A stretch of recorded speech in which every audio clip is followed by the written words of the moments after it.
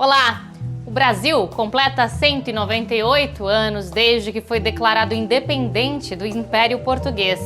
De lá para cá, o povo, com as suas ações políticas e culturais, construiu diariamente o que hoje chamamos de nação brasileira.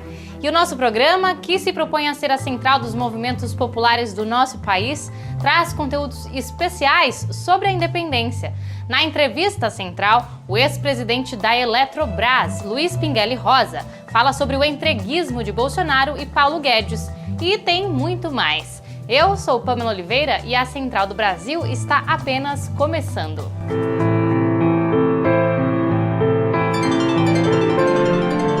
Central do Brasil. Há 20 anos, o plebiscito popular contra a dívida externa levou 6 milhões de pessoas às urnas para opinar sobre a dívida pública brasileira. Com o lema "A vida acima da dívida", o povo se posicionou pelo cancelamento do endividamento herdado da ditadura militar. De lá para cá, a dívida se tornou o foco dos neoliberais para atender às determinações de grupos financeiros internacionais. Com medidas de austeridade como a Lei de Teto de Gastos, os defensores do pagamento da dívida conseguem atender o interesse dos bancos ao cortar o orçamento da saúde e da educação para fazer pagamentos financeiros. Com mais de 4 milhões de infectados durante a pandemia, os movimentos populares voltam a reclamar o lema do passado: a vida acima da dívida. Na luta em defesa da soberania nacional, a cultura popular assume um papel importante. Constrói e alimenta a identidade e a resistência de um povo para além dos símbolos cívicos. Hoje, Afonso Bezerra nos conduz pelos trilhos do Brasil, nos levando para conhecer 3 experiências que são simbologias da vasta e diversa nação brasileira. Trilhos do Brasil. É num teatro a céu aberto que estas mulheres de Tejuco-Papo, no litoral norte de Pernambuco, reencenam uma das batalhas mais emblemáticas da expulsão dos holandeses. Pouco contada nos livros, a Batalha de Tejuco-Papo foi a reação de 4 mulheres, Maria Camarão, Maria Quitéria, Maria Clara e Joaquina, contra uma investida holandesa ao vilarejo de Tejuco-Papo. Hoje este episódio é encenado no espetáculo As Heroínas de Tejuco-Papo, num ato de consciência histórica do episódio por parte destas mulheres, como conta a jornalista Helena Dias. Então, encenar o teatro, ele alimenta, né, a população para que ela entenda o seu leito histórico. Mas não é um leito histórico qualquer, é um leito histórico que tem uma pegada feminista. Assim como o teatro de Tejuco-Papo e a luta das mulheres, o samba também reúne elementos importantes que carimbam a nossa nacionalidade. Ele traz para além da música expressões históricas, antropológicas e corporais da formação da nossa identidade como nação, como explica o pesquisador Tadeu Caçula. Acho que o samba ele pode ser lido por essa perspectiva, né? Pela perspectiva de que, para além de ser um elemento étnico-cultural, ele nasce deste lugar, ele também foi muito bem, ainda hoje é muito bem utilizado como um dos principais símbolos de identidade nacional. Na região norte, o Festival de Parintins expressa outra manifestação popular do nosso país. É a festa do Boi Bumbá. A disputa entre o boi caprichoso e garantido é a permanência histórica de um elemento cultural que reúne nossas influências europeias, africanas e indígenas. E para continuar a prosa sobre cultura nacional, o historiador Fernando Sá, da Universidade Federal de Sergipe, nos dá dicas de leituras que nos ajudam a compreender os significados do 7 de setembro e a conhecer as lutas populares pela independência.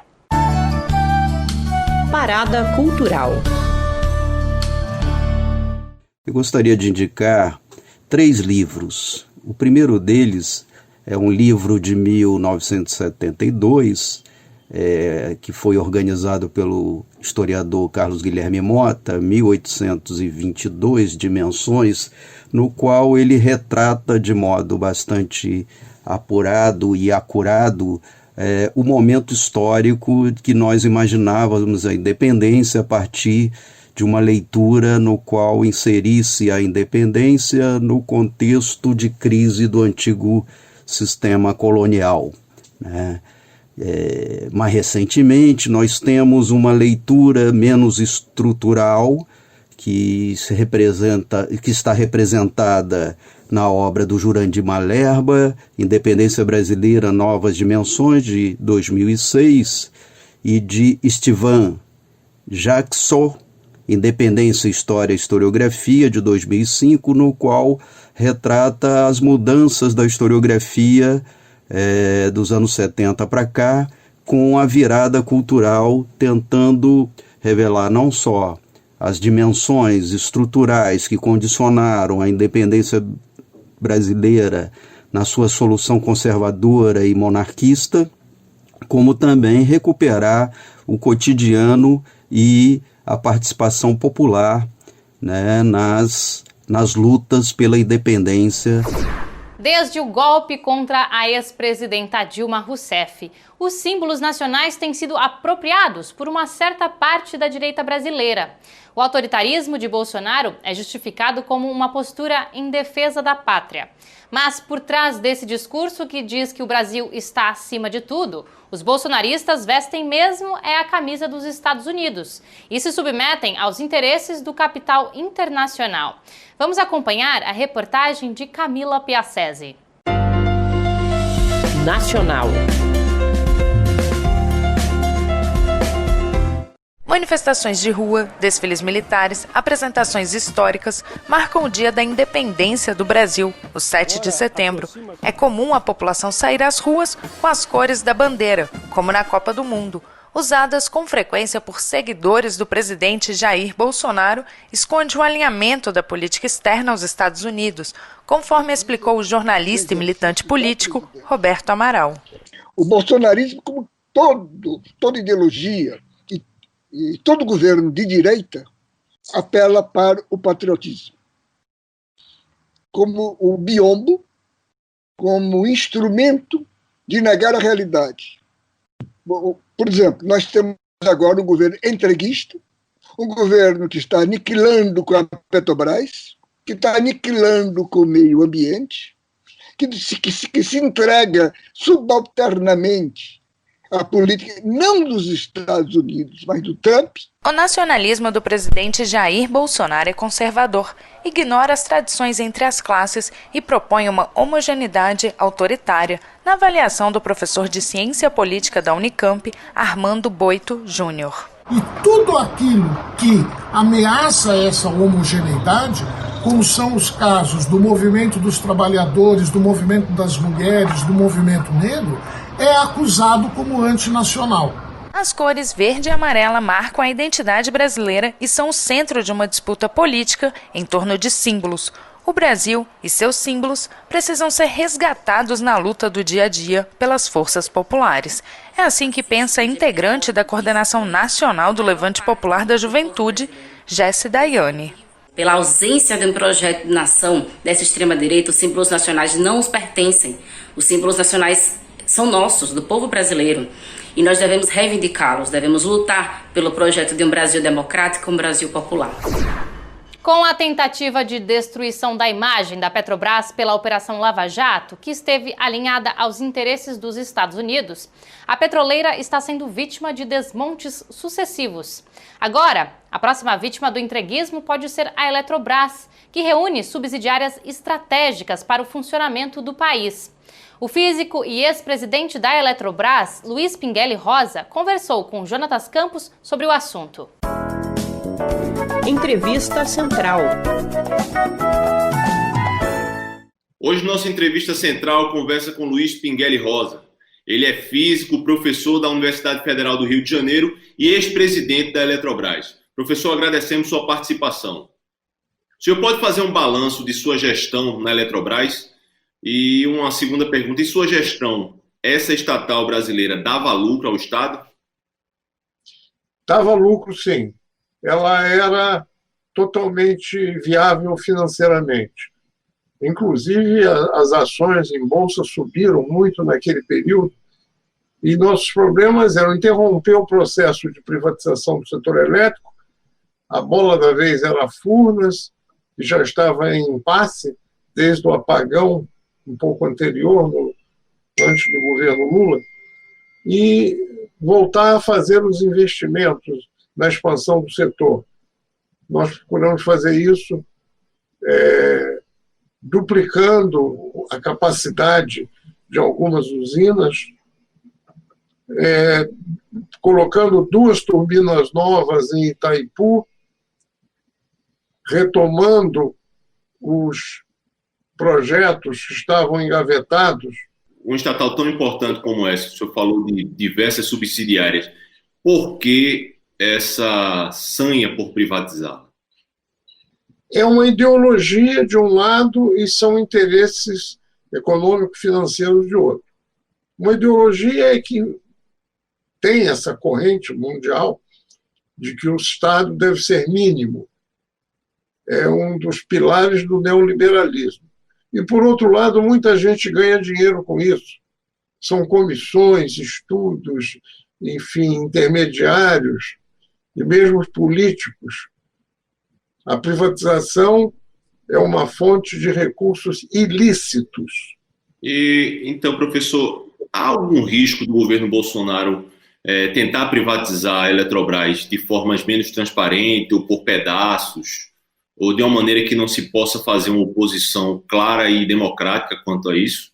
As papagaiadas do presidente da República ao todo tempo, e, de outro lado, a ação do ministro Paulo Guedes, que age na sombra, e com grande apoio de toda a mídia.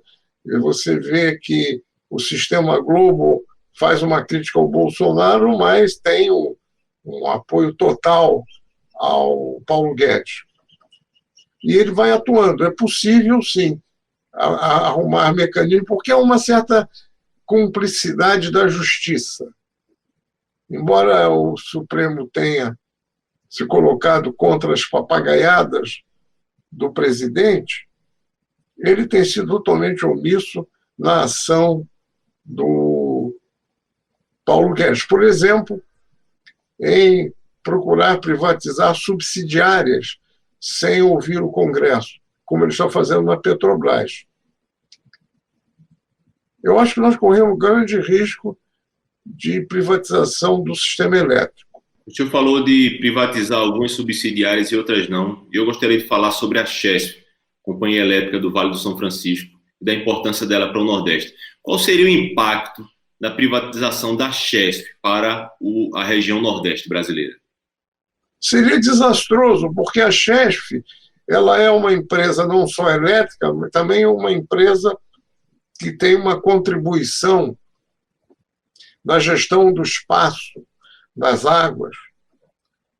Por outro lado, é o lugar onde eu vejo uma oposição mais forte. A Chesf tem uma identidade com o Nordeste bastante grande, e isso gera um impacto de opinião pública na sua privatização.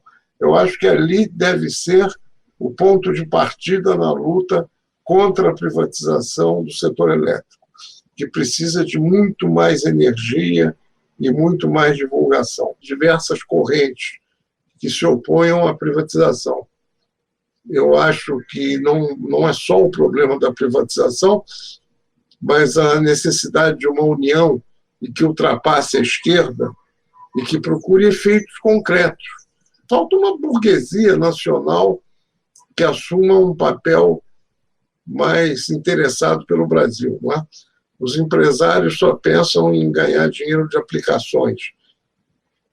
E vão pagar o preço por isso, porque uma vez privatizada, as tarifas elétricas vão subir, como aconteceram no tempo do Fernando Henrique Cardoso, quando foram privatizadas algumas empresas elétricas, grandes distribuidoras de energia elétrica.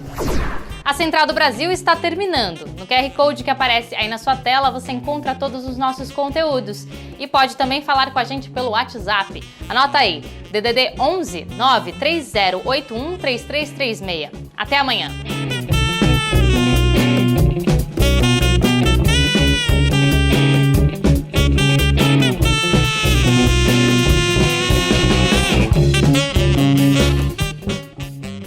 Central do Brasil, a rede de comunicação dos movimentos populares.